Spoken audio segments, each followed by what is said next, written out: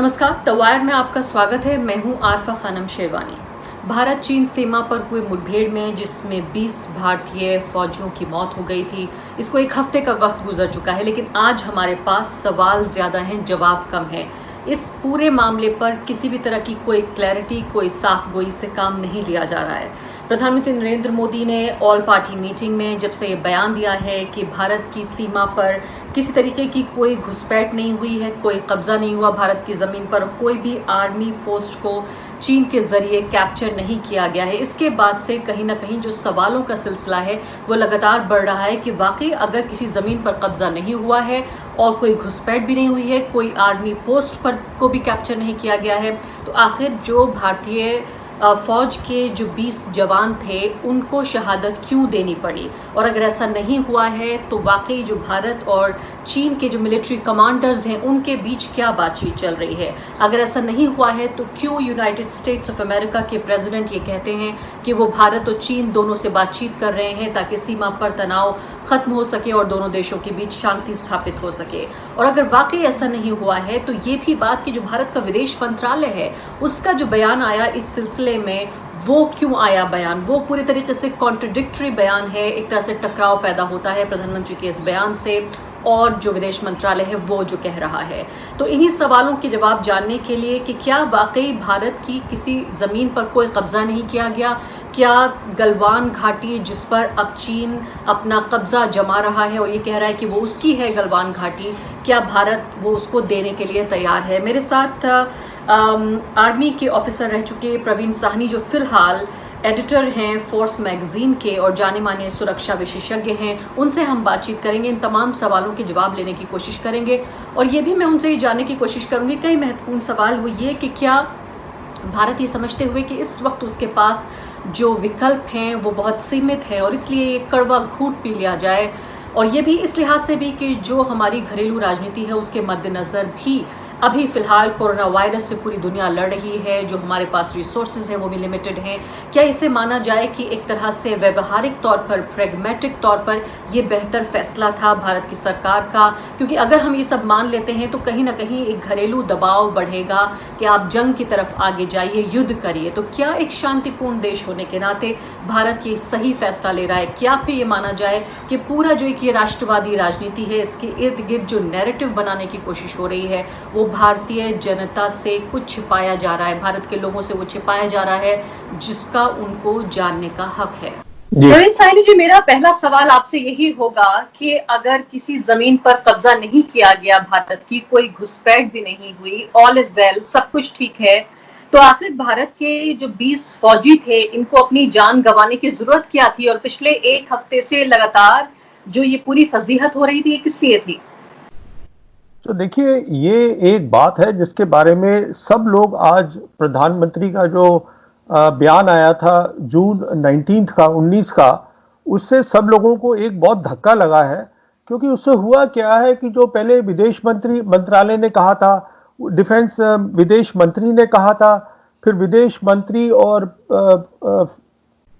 Defence minister ने कहा था, वो जो बातें सबने कही थी वो अचानक लग रहा है कि वो सब जो है वो उनकी कोई अहमियत ही नहीं थी। तो अब इसीलिए सवाल ये उठ रहा है कि जो प्रधानमंत्री ने कहा है, 3 सवाल बेसिकली उठते हैं जिसका कि क्लैरिफिकेशन नहीं आ पा रहा है।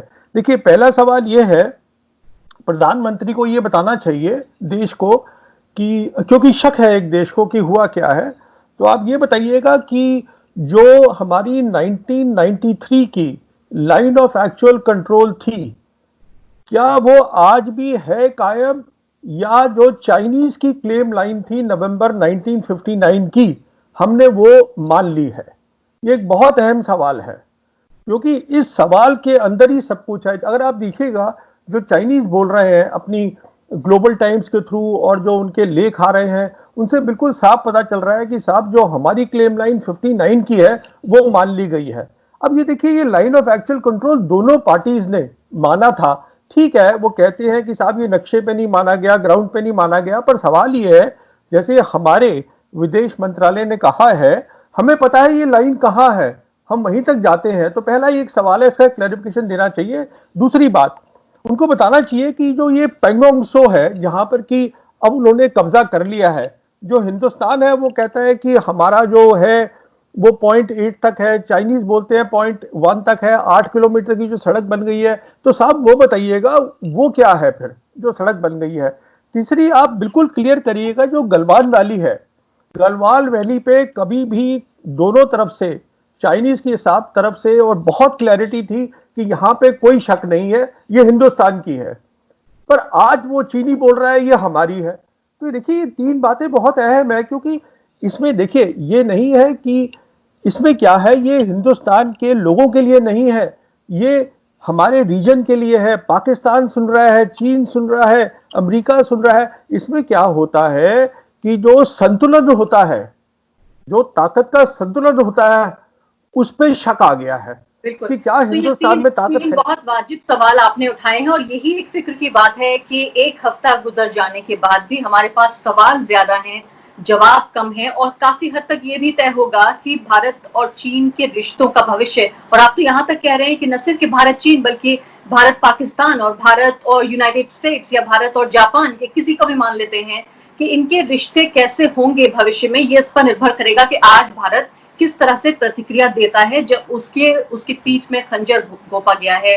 और 20 जवानों की शहादत की बात भी लगातार जनता भी पूछ रही है। मैं आपसे भी ये जानना चाहती हूँ कि क्या ये एक तरीका ये भी हो सकता है कि प्रधानमंत्री नरेंद्र मोदी, भारत की सरकार सब कुछ जानती है कि हमारे साथ नाइंसाफी हुई है, हमें इसका बदला लेना चाहिए, लेकिन उस सब के बावजूद भी इसको थोड़ा अंग्रेजी में जैसे डाउन प्ले कहते हैं या पैसिफाई कर कहना कहते हैं, कि थोड़ा शांति की दिशा में आगे बढ़ना बजाय इसके युद्ध की दिशा में आगे बढ़ना। क्योंकि अगर ये मान लेता है भारत कि वाकई उसके 20 फौजी मारे गए, जो कि मारे गए हैं, इसमें तो कोई दो राय है ही नहीं, लेकिन भारत की जमीन पर कब्जा हुआ है, तो उसको उसका बदला लेना होगा, उसको उस जमीन को खाली कराना होगा, और उसमें युद्ध के अलावा कोई और चारा नहीं है। तो क्या आपको लगता है कि ये युद्ध से बचने की का एक अच्छा तरीका, एक अच्छी रणनीति है एक ऐसे देश की जो शांति प्रिय है? देखिए पहली बात तो ये है कि हिंदुस्तान युद्ध चाहता नहीं है और चीन भी नहीं चाहता है।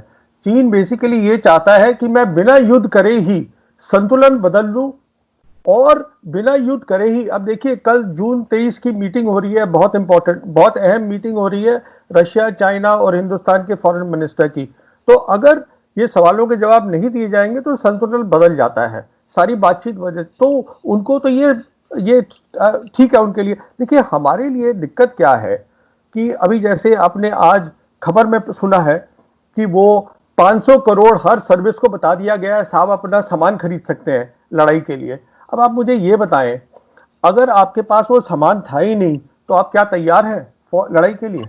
आप जो सवाल उठा रही हैं, हम भी चाहते हैं, हर एक इंसान चाहता है कि उन 20 का बदला लिया जाए, पर क्या आप तैयार हैं? सवाल तो ये है। अगर इस तरीके की खबर आ रही है तो इससे बिल्कुल साफ लगता है कि आप तैयार नहीं है। वो तैयार बैठा हुआ है, वो तो रहता ही वहीं पर है, वो पिछले 2 साल से उधर रह रहा है। तो ये मेरा देखिए ना, इसको दिमाग में रखिए। गुस्सा सबको आ रहा है, पर हम तैयार नहीं है, ये सच्चाई है।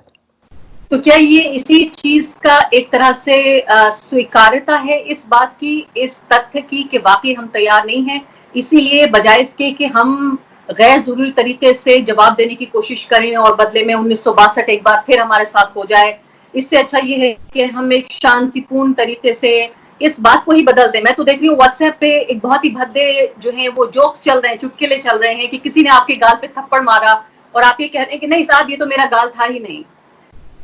देखिए पहली बात तो ये 1962 की लोग बात करते रहते हैं। अब अगर कुछ होगा अब तो वो 1962 नहीं होगा, लड़ाई बदल चुकी है।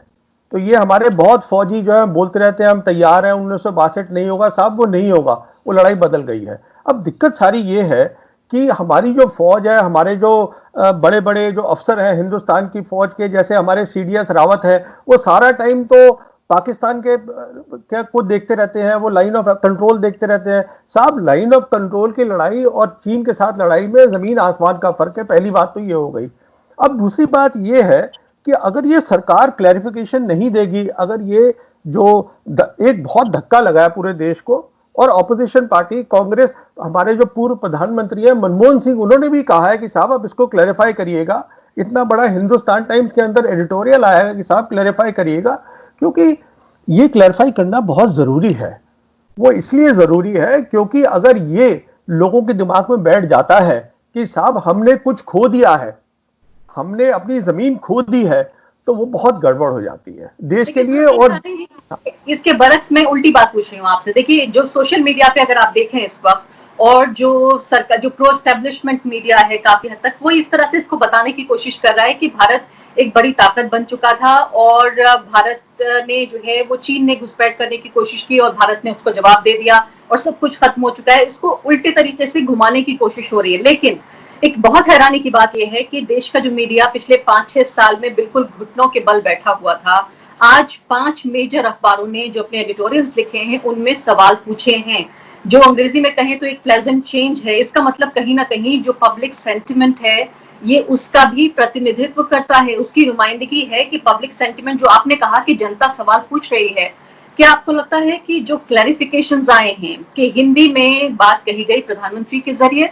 अंग्रेजी में उसको समझाने की कोशिश की गई, हमने ये देखा कि चीन की मीडिया ने मैंडरिन में उसको ट्रांसलेट करके पहले ही नैरेटिव बदल दिया, अंग्रेजी में उन्होंने ट्रांसलेट करके इंटरनेशनल मीडिया को बता दिया कि हमने कुछ किया ही नहीं है। तो क्या ये जो भाषाओं का खेल, ट्रांसलेशन का खेल, और अंग्रेजी में कहते हैं लॉस्ट इन ट्रांसलेशन, इस सब के बीच आखिर जो प्रधानमंत्री ने कहा वो कहा क्या? देखिए, कहा ये मैं आपको बताऊं, मैं आपको साफ बोलता हूं, ये जो अभी मीटिंग हो रही है, आज हुई है कोर कमांडर्स के बीच में, फिर से जो बड़े अफसर है मिलिट्री के उनके बात में हुई है। अब वो कह रहे हैं कि जो हमारे राजदूत है चाइना में, चीन में है, वो भी बातचीत करेंगे। फिर ये 23 तारीख की अहम मीटिंग हो रही है। साहब ये हुई इसलिए रही है क्योंकि जो चीन को जमीन पे चाहिए था उसको वो मिल चुका है, नहीं तो चीन इसके लिए मानता ही नहीं। तो इसीलिए अगर हम क्लैरिफिकेशन, हम ये सफाई नहीं देंगे, हम ये सफाई नहीं देंगे तो कल की मीटिंग में हमारी जो टेबल के ऊपर हम बराबरी में नहीं बैठ पाएंगे। आप इस बात को समझिए ना, संतुलन बदल गया है। हम उस पे टेबल पे जब हम बात करेंगे, चीन के हमारे विदेश मंत्री जयशंकर बात करेंगे और रशिया के जो है वो बीच में वो सुलह करवाने की कोशिश कर रहे हैं, रशियंस, प्रेसिडेंट पुतिन कोशिश कर रहे हैं, चीनी जो उनके योंग ही है, वांग ही है, वो बैठेंगे सामने। तो ये अगर ये आज क्लैरिफिकेशन नहीं आएगी तो ये देखिए वो चीन बात ही नहीं करता आपसे, सीधी सी बात ये है। अभी वो इसलिए बात कर रहा है, उन्होंने साफ कह दिया है, उनके विदेश मंत्रालय के जो उनके प्रवक्ता हैं, जो उनके वेस्टर्न थिएटर कमांड के प्रवक्ता है, कि गलवान वैली हमारी है और ये हमें मिल गई है, साफ बोल दिया उन्होंने। अब इसके बाद रहा क्या? अगर कुछ रह गया है तो हिंदुस्तान को उसके बारे में बताना है, अपने देश को और दुनिया को, वो बताया नहीं जा रहा है। मैं देख रही थी कि जो वीडियो एडिटोरियल्स हैं, जो वहाँ के मेन चैनल्स हैं, उनके लिए भी, क्योंकि कोई लोकतंत्र तो है नहीं चीन के, हम ये माने कि बहुत कोई इंडिपेंडेंट, उनका कोई स्वतंत्र राय होगी, जाहिर है वो सरकार की राय ही होगी, जो वहाँ पत्रकारों की राय है, उसमें भी वो बहुत ही दोस्ताना और बहुत ही रिकंसिलिएटरी टोन में नजर आ रहे हैं, जैसे कि जो हमें चाहिए था वो हमें मिल गया, अब भारत आप इस पर खामोश हो जाइए, हमने जो है वो स्टेटस को बदल दिया है। लेकिन प्रतिनिधि साहनी जी, जो सवाल है भारत में वो खत्म नहीं हुए हैं। एक सवाल ये बचा है अब कि क्या ये भारत मान ले कि इंटेलिजेंस फेलियर हुआ, हम नहीं समझ पाए कि चीन क्या कर रहा था। प्रधानमंत्री नरेंद्र मोदी और शी जिनपिंग की 18 मुलाकातों के बावजूद भी प्रधानमंत्री जो एक तरह से एक पर्सनल टच, डिप्लोमेटिक जो रिलेशंस थे उनमें वो डालना चाहते थे, और एक तरह से एक ऐसे प्रधानमंत्री की विरासत छोड़ना चाहते थे जो कि भारत ने पिछले 70 साल में नहीं देखा है। क्या ये बात स्वीकार करके और इसमें व्यवहारिक तरीके से कदम उठाने की जरूरत है? विकल्प क्या है भारत के पास? देखिए, सबसे पहले बात तो ये है कि कोई इंटेलिजेंस फेलियर नहीं हुआ। मैं आपको ये बताऊंगा, उसका कारण बताता हूं आपको। उसका कारण ये है कि मिलिट्री के लेवल पर, मिलिट्री का जो जहां तक ताल्लुक है, हमको पता है कि डोकलाम के बाद उन्होंने, चीन ने अपनी फौज को जो है तिब्बत में बढ़ाया है। हमें पता है पिछले 3 साल से उनके 2 लाख सैनिक वहां रहते हैं 16,000 पर। हमें पता है कि उन्होंने वहां पर सब सुरंगें बना रखी है, अपनी मिसाइल रखी है। हमें पता है कि वो वहां पर रोज एक्सरसाइज कर रहे हैं। हमें पता है वहां लाइव फायरिंग हो रही है, वो तैयार बैठे हैं। तो अगर वो वहीं बैठे हैं, वो लाइन ऑफ एक्चुअल कंट्रोल में कहीं भी टहल सकते हैं। तो इसमें आप मुझे ये बताइए, जो सब बोलते रहते हैं कि इंटेलिजेंस फेलियर हुआ है, साहब कहां से हुआ है? अच्छा, दूसरी बात सुनिए, जो सियासी जो है लेवल है उसमें देखिए क्या हुआ है। जब ये लद्दाख का हमने जो है, लद्दाख को और अक्षय चिन को हमने नया नक्शा बनाया लद्दाख का, और हमने कहा साहब ये अक्षय चीन अब हमारे नए नक्शे में आ गया है। तो आप याद करिएगा कि जो चीन था उन्होंने एकदम कहा कि साहब हमने मंजूर नहीं करते, हम नहीं माने, हमने उनको नहीं दिया। तो देखिए ये अभी भी जो चीन ने किया है जमीन पर, मैं आपको ये बता दूं, हम लोग अहमियत दे रहे हैं इसको। चीन के लिए जो उन्होंने जमीन पे किया है वो एक जरिया था जो सियासत लेवल पे अपनी मांगों को मनवाने का, आप ये समझिएगा। इसमें कोई भी इंटेलिजेंस फेलियर नहीं है। हमारी आंखें खुली होनी चाहिए थी, खुली इसलिए नहीं क्योंकि हम पाकिस्तान से बाहर निकल ही नहीं पाए। सारी दिक्कत ये है, और कोई दिक्कत नहीं है। अभी किसको नहीं समझ में आ रहा है कि रोज फायरिंग कर रहे हैं। अब आखिरी बात आपसे बिल्कुल 30 सेकंड में कि भारत के पास विकल्प क्या है? देखिए अभी विकल्प तो मैं आपको बताऊं कि कुछ खास है नहीं, क्योंकि अगर सरकार क्लैरिफिकेशन क्या देगी भी तो क्या देगी, आप मुझे ये बताइए। अगर अभी वो कह रहे हैं कि साहब हम जो कमियां पेशियां हैं फौज की तैयारी कर रहे हैं।